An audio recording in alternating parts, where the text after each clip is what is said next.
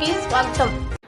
SC వర్గీకరణ బిల్లుకు సంబంధించి సుప్రీంకోర్టు ఇచ్చిన తీర్పుపై పునర్సమీక్షించాలని మాల మహానాడు రాష్ట్ర వర్కింగ్ ప్రెసిడెంట్ సొన్న వెంకయ్య డిమాండ్ చేశారు. ఈ మేరకు నెల్లూరు నగరంలోని స్థానిక బీఆర్సీ సెంటర్లో బాబాసాహెబ్ బిఆర్ అంబేద్కర్ విగ్రహానికి పూలమాలలు వేసి ఘన నివాళులర్పించారు. అనంతరము ఓ మాల మేలుకో నీ మనుగడ తెలుసుకో అంటూ ఎస్సీ వర్గీకరణను వ్యతిరేకిస్తూ నల్ల బ్యాడ్జీలు ధరించి స్థానిక కలెక్టరేట్ వరకు సోమవారం ప్రదర్శన నిర్వహించారు. అనంతరం జిల్లా కలెక్టరేట్ వద్ద ఆందోళన కార్యక్రమాన్ని నిర్వహించారు. ఈ సందర్భంగా ఆయన మాట్లాడుతూ ఎస్సీ వర్గీకరణతో మాలలు పూర్తిగా నష్టపోతారని ఆవేదన వ్యక్తం చేశారు. సుప్రీంకోర్టు ఇచ్చిన తీర్పుపై ఫుల్ బెంచ్కి వెళ్తామని ప్రకటించారు. 2024 సుప్రీంకోర్టు 5 మంది జడ్జీలు వర్గీకరణను వ్యతిరేకించారని, ప్రస్తుతం మోడీ ఆధ్వర్యంలో 7 మంది సుప్రీంకోర్టు జడ్జీలతో చేసిన వర్గీకరణను కూడా 7 మందిలో ఒకరు వ్యతిరేకించారని తెలిపారు. మాజీ ఏఎంసీ చైర్మన్ యేసునాయుడు మాట్లాడుతూ ప్రధాని నరేంద్ర మోడీ కనుసన్నలలో వర్గీకరణ తీర్పు వచ్చిందన్న సందేహాలను వ్యక్తం చేశారు. ఎస్సీ వర్గీకరణకు వ్యతిరేకంగా పెద్ద ఎత్తున పోరాటం చేస్తామన్నారు. ఈ కార్యక్రమంలో మాల మహానాడు జిల్లా అధ్యక్షులు బల్లి వెంకయ్య, బల్లి శరత్ కుమార్, బి వేణు, గణేష్, గోపి, మహిళా నాయకులు పద్దమ్మ, సుజాత, విజయ నిర్మల తదితరులు పాల్గొన్నారు. సుప్రీంకోర్టు జడ్జిమెంట్ని మేమందరం కూడా మాలను వ్యతిరేకిస్తున్నాం. ఎందుకంటే 2004లో 5 మంది సుప్రీంకోర్టు జడ్జీలు ఈ వర్గీకరణ వ్యతిరేకించారు.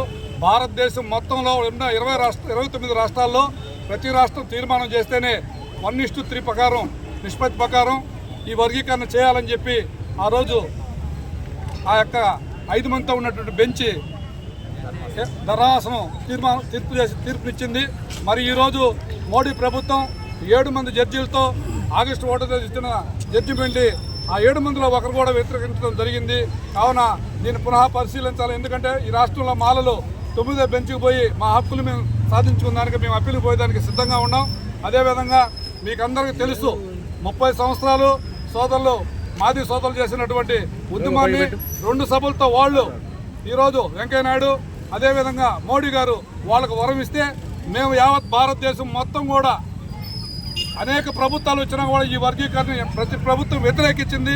అందరు కలిసి ఉంటేనే ఎస్సీలు కలిసి ఉంటేనే ముద్దు అని చెప్పే విధంగా వాళ్ళు అన్ని ప్రభుత్వాలు కూడా ఏర్పాటు చేయడం జరిగింది.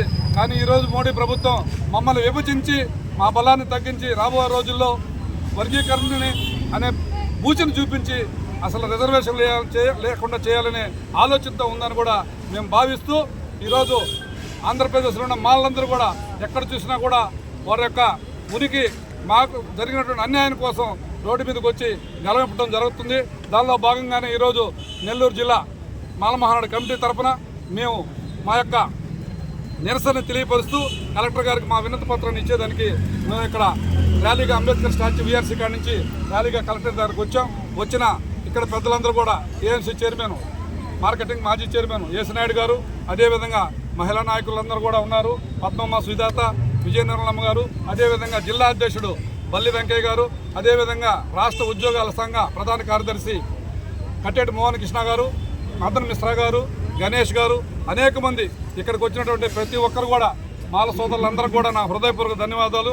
ఈ కార్యక్రమాన్ని విజయవంతం చేసిన దానికి మీ అందరికీ మరోసారి ధన్యవాదాలు తెలుపుకుంటూ భవిష్యత్తులో మా పోరాటం నెల్లూరు జిల్లాలో కాదు రాష్ట్ర యావత్ మొత్తం కూడా మా పోరాటాన్ని మా గలాన్ని మేము విప్పుతామని కూడా మేము తెలియపరచుకుంటూ మీ అందరి సహాయ సహకారాలు ఈ జిల్లాలో ఈ రాష్ట్రంలో మాలలకు ఉండాలని కూడా మాల మేధావులందరూ కూడా బయటకు రావాలని మాల ఉద్యోగస్తులందరూ కూడా బయటకు రావాలని కూడా మేము మనస్ఫూర్తిగా విన్నవించుకుంటూ సెలవు తీసుకుంటాం.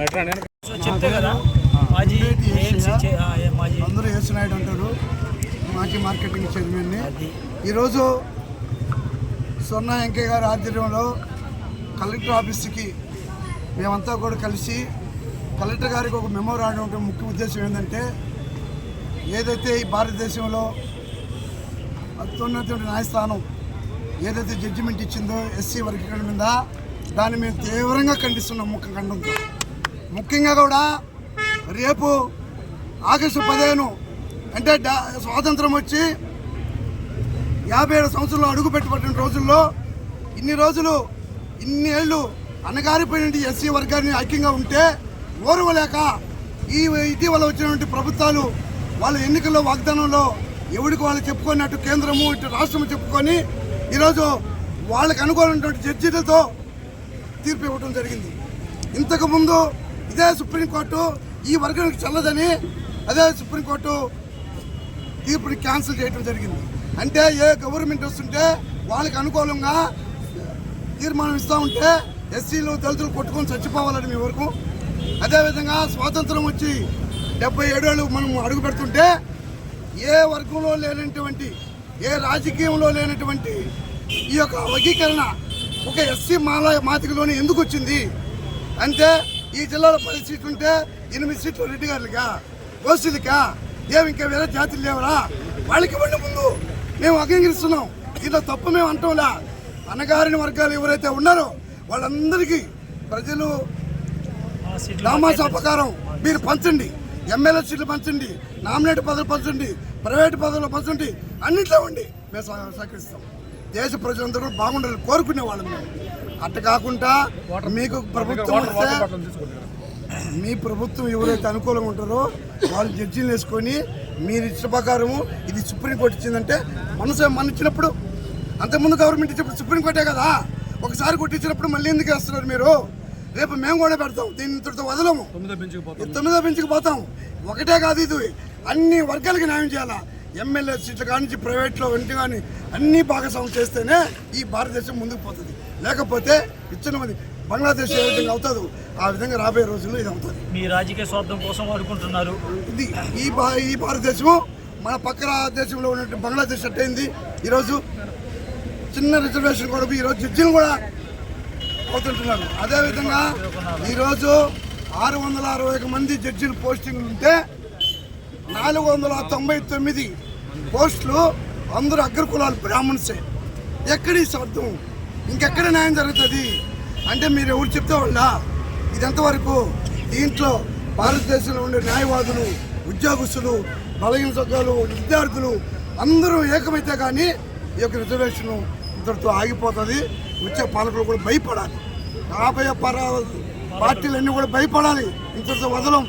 ఈ గవర్నమెంట్ వచ్చు, రేపు ఏ గవర్నమెంట్ అయినా వచ్చు, ఏ గవర్నమెంట్ వచ్చినా ఇలాంటి రిజర్వేషన్ మేము ఒప్పుకోము, ఖర్చు చేయాల్సిందే, ఇది సహించము.